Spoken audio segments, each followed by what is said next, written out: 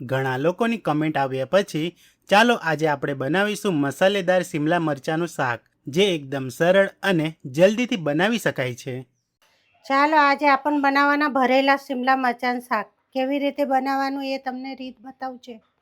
હવે જુઓ, આપણે લીધેલું છે ચણાનો લોટ 2 ચમચી નાની, આ 2 થી 4 ચમચી આપણે સિંગદાણાનું કૂટ લીધેલું છે, કોથમીર લીધેલી છે, 1 નાની ચમચી ભરીને તલ લીધેલી છે, 1 ચમચી આપણે ખાંડ લીધેલી છે, એ અડધી ચમચી જેટલા આપણે લાલ મરચું લીધેલું છે, આ લીલા મરચાંની પેસ્ટ છે અડધી ચમચી જેટલી લીધેલી છે, ચપટી હળદી લીધેલી છે, ચપટી ગરમ મસાલા લીધેલું છે, અડધો લીંબુનો રસ લીધેલું છે, આ સ્વાદ અનુસાર મીઠું લીધેલું છે, અદરક લસણની પેસ્ટ લીધેલી છે, ધાણા જીરાનું ભૂકું લીધેલું છે અને 1 ચમચી જેટલું તેલ લીધેલું છે.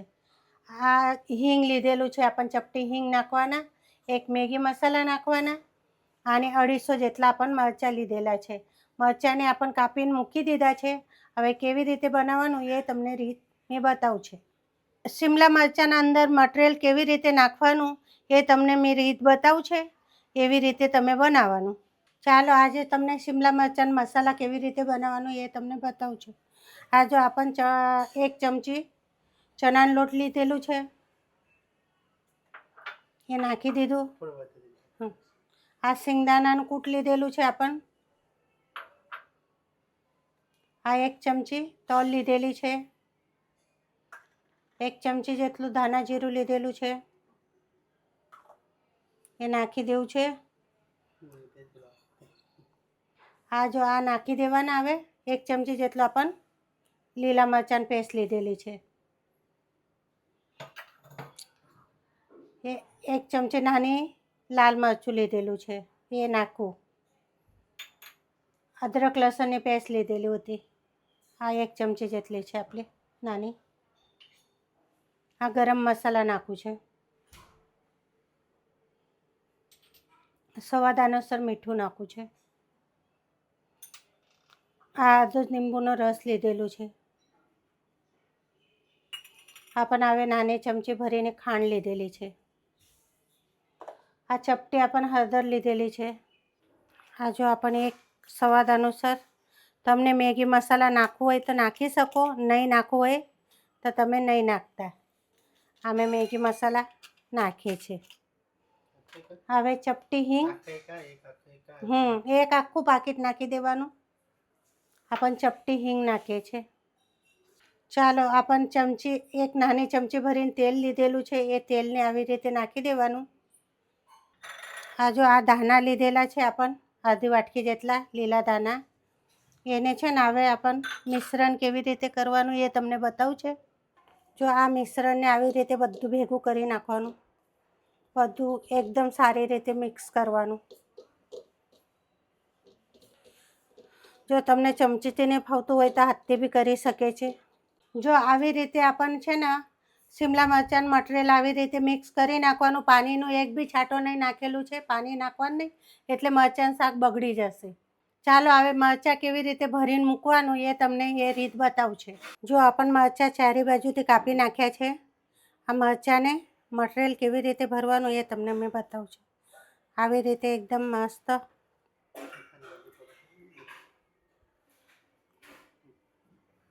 આવી રીતે ને આવી રીતે દબાઈ દેવાનું.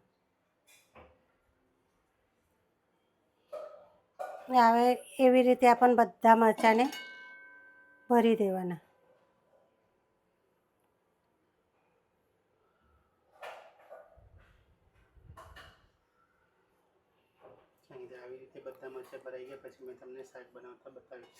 હા, જો આવી રીતે બધા મરચાં ભરાઈ જાય પછી તમને મેં આવી રીતે બધા જ મરચાં ભરી કાઢવાના, પછી મેં તમને શાક બનાવું ત્યારે બતાવું.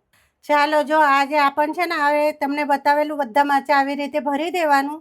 પછી આપણે ગેસ ચાલુ કરીએ છીએ. હવે ગેસને છે ને એકદમ ધીમા તાપે મૂકવાનું, વધારે ફાસ્ટ નહીં કરવાનું ગેસને. જો આવી રીતે બધા મરચાં છે ને આપણે એ પેનીમાં શાક બનાવવું હોય ને એ પેનીમાં ભરીને મૂકવાના મરચાંને. હવે આપણે 2 થી 3 પડી તેલ નાખી દઈએ. અમે 2 પડી નાખીએ છીએ. અને હવે એને છે ને 5 થી 7-8 મિનિટ સુધી રવા દેવાનું. પછી વચમાં હલાયા કરવાનું મરચાંને, તો સારી રીતે શેકાય ને એટલે ખોલીને જોતું રહેવાનું. હવે એને છે ને આપણ 5 મિનિટ સારું આપણ ઢાંકીને મૂકી દઈએ. પછી બતાવું તમને મરચાં કેવી રીતે થાય. ચાલો આપણા 2 થી 5 થી 7 મિનિટ થઈ ગયા છે. હવે આપણે ખોલીને જોઈએ મરચાં કેવી રીતે. આ જો કેવી રીતે સરસ થઈ ગયા છે. હવે આ મરચાંને આવી રીતે હલાવી દેવાનું, એકદમ ધીમા તાપે મૂકવાનું. હવે આપણા મરચાં બધી રીતે મસાલા એકદમ પેક છે. આવી રીતે હલાવી કાઢવાનું મરચાંને. આજુ મૂકી દેવાના છે. હવે ઢાંકણું એક બાજુથી શેકાઈ ગયા છે, એક બાજુથી બાકી છે, એટલે આવી રીતે હલાવીને આવે બધી બાજુ એ મરચાં સારી રીતે શેકાઈ જાય. એટલા લીધે હજુ 4 થી 5 મિનિટ આપણને રવા દેવાના છે. હવે આપણને ઢાંકણ આજુ બી ઢાંકી દેવાના અને એકદમ ધીમા તાપે જ મૂકવાનું, એટલે આપણું મટીરિયલ છે ને સારી રીતે શેકાવા જોઈએ. ચાલો હવે 2 થી 4 મિનિટ થઈ ગયા છે, 4 થી 5 મિનિટ. તો હવે આપણને આપણા મરચાં જોઈએ. જો કેવી રીતે સારી રીતે બફાઈ ગયા છે મરચાં. એકદમ સરસ શાક બની ગઈ છે આપણી. આ જો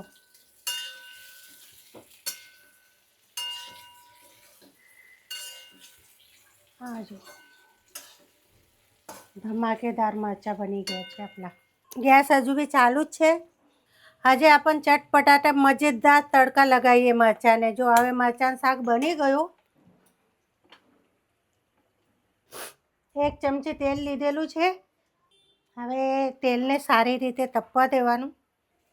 જો આપણને હવે ચપટી રાઈ નાખી દઈએ.